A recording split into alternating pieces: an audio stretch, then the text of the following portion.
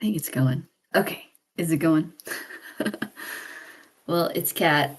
I maybe haven't seen you in a while. Perhaps I have, but good to see you here. I'm excited to share that I'm finally getting together with a little gathering. We're going to support this book being birthed, Illuminate. And I wanted to share a little story to invite you to this gathering because it kind of tore my heart apart. When I was first publishing this book. It was November of 2024, and I was going through some struggles with my job in architecture and the challenges I faced there. I wanted to share with you what happened and invite you in because I have learned through my coach, Seth, and also through this empowering energy healing through Chris, that really these two roles of architect and author are interwoven. And so when I tell you this story about what happened to me in architecture, you'll begin to see why now I'm going ahead and doing the second edition. So I was threatened to be fired from my job in architecture in September, and it was really hard for me. I was working long hours, performing my best, doing the best I could for the teams. And I've never been threatened like this. And then at the same time, I had other leaders telling me that they would never let me go and they wanted me to retire there. And this really tore me apart. And it created an environment where I didn't know. If only I knew Mel Robbins' let them theory then. Now I know it, but I didn't know it then.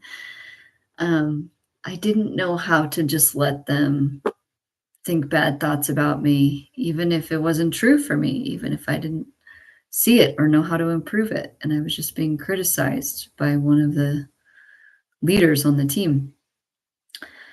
So I had some opportunities to leave, but I chose to stay, trying to make it work. And that created a fairly toxic environment for me, which really tore me apart inside because I wanted to do whatever I could for the team, but it wasn't healthy for me emotionally and mentally.